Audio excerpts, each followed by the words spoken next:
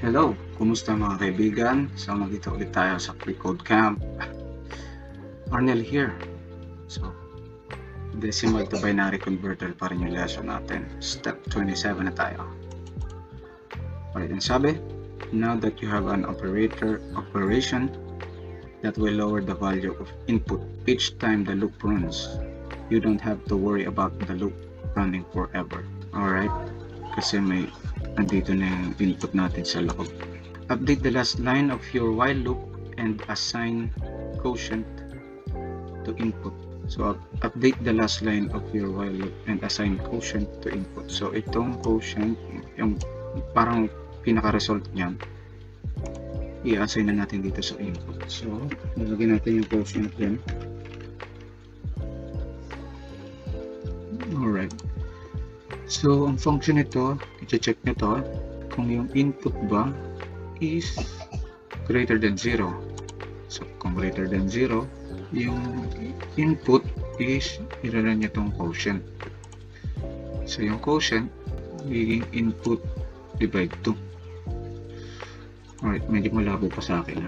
Sige, pero check natin to. Okay, good naman. Sunod naman natin yung instruction pero medyo malabo pa sa akin. Titingnan lang natin yan. Next step tayo.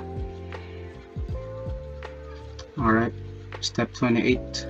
So, sabi, next you need to calculate the remainder of input divided by 2. You can do this by using the remainder operator, which is yung percent symbol, which returns the remainder of the division of 2 numbers. Alright, so yung butal, i-return nyo lang yung butal. So, in other words, the dividend 5 can be divided by the divisor 2 multiple times. Then you're left with a remainder of 1. Inside your while loop, create a variable named remainder and use the remainder operator to assign it the remainder of input divided by 2.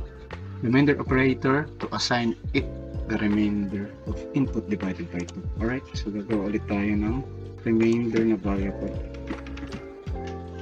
Remainder is equals to input remainder 2. Alright. Check natin. Good. Alright.